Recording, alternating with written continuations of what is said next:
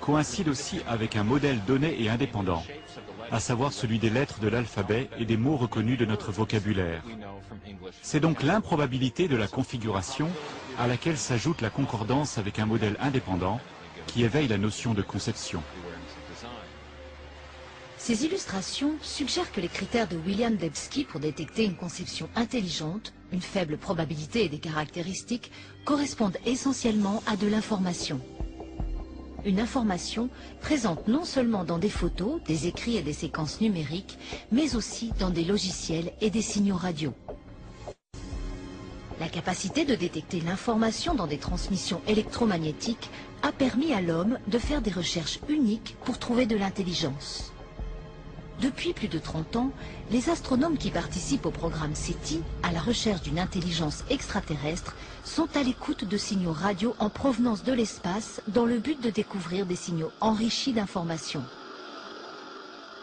D'ordinaire, les radiotélescopes captent des bruits quelconques ou de simples signaux répétitifs, produits naturellement par des étoiles, des galaxies ou d'autres corps célestes.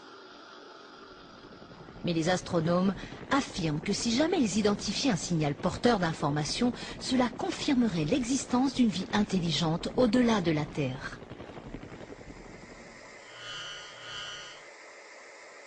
Certains ont spéculé sur une civilisation extraterrestre qui aurait peut-être essayé de communiquer avec nous par le langage universel des mathématiques. Par exemple, au moyen d'une série de nombres premiers. On ne peut pas obtenir cela par hasard. Il faut de la complexité ou de l'improbabilité, beaucoup de nombres premiers, et aussi une structure, un motif identifiable.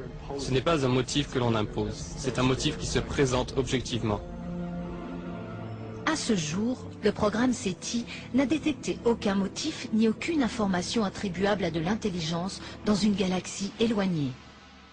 Mais un autre univers, bien plus proche, a offert aux scientifiques une mine d'informations regroupées au sein du noyau de la cellule vivante.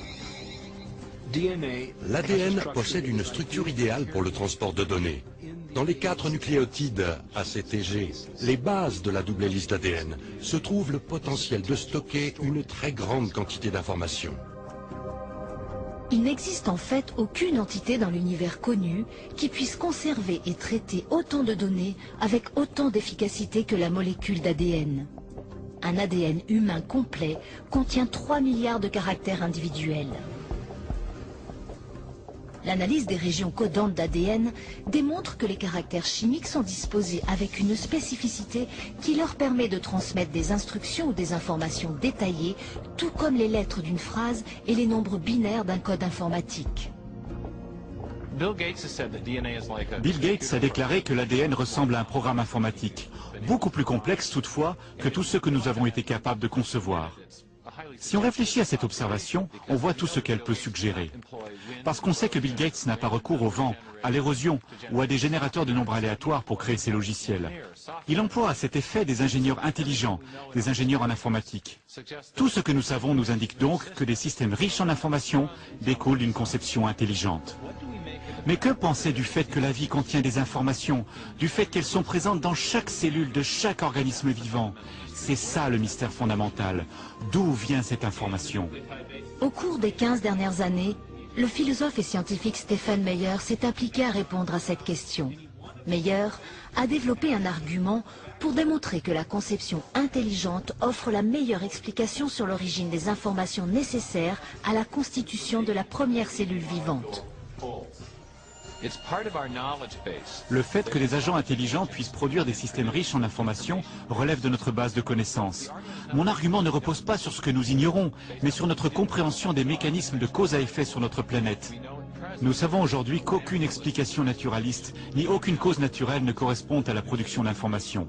Ni la sélection naturelle, ni des processus auto-organisés, ni le hasard. Mais nous savons qu'il existe une cause pouvant produire de l'information, et c'est l'intelligence.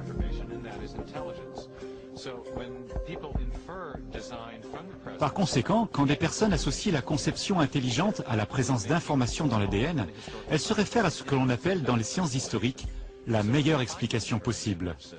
En observant donc une structure riche en informations dans la cellule, plus précisément dans l'ADN, nous pouvons déduire qu'une intelligence a joué un rôle dans l'origine de ce système, même si nous n'étions pas présents quand il est venu à l'existence.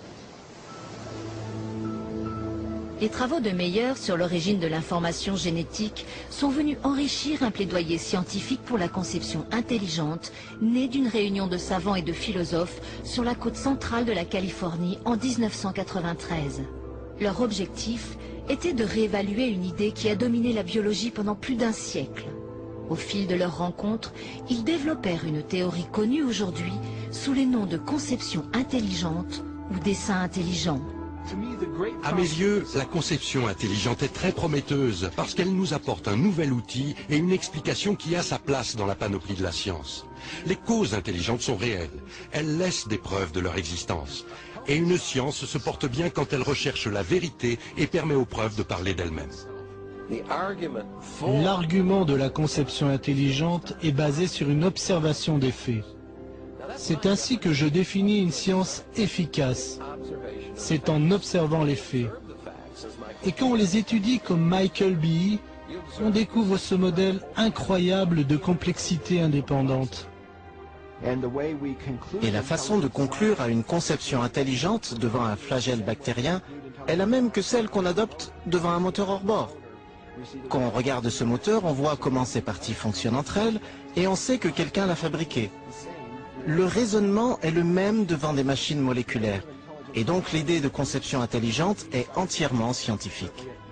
Elle peut certes comporter des implications religieuses, mais elle ne repose pas sur de telles hypothèses.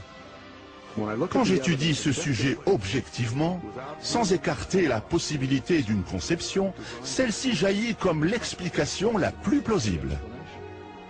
Et c'est pourquoi j'y adhère. Je pense que la conception intelligente est de retour. On ne peut pas expliquer ces systèmes par des lois naturelles.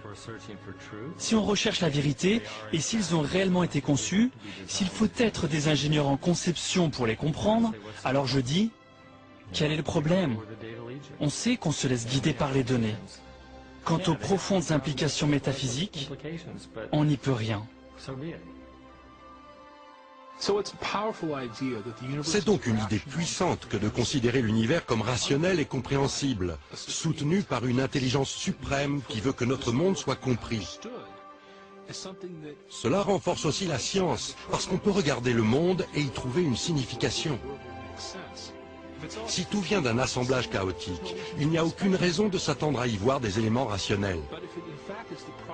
Mais si cela vient d'une intelligence, alors la science devient un puzzle gigantesque à résoudre, et dans lequel on peut s'attendre à de la rationalité, de la beauté et de l'intelligibilité, à la base même des choses.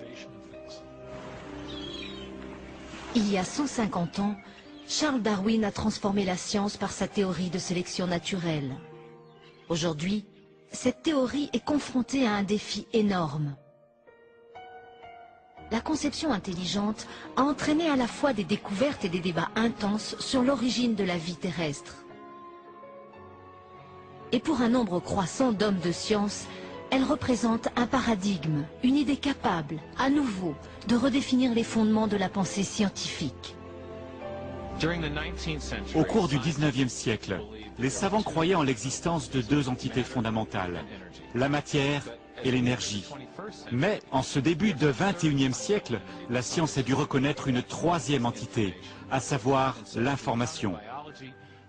Ainsi, en abordant la biologie à l'ère de l'information, on entrevoit de plus en plus que ce qui apparaît dans la molécule d'ADN est le produit d'une pensée, d'une intelligence, et ne peut être expliqué que par une conception intelligente.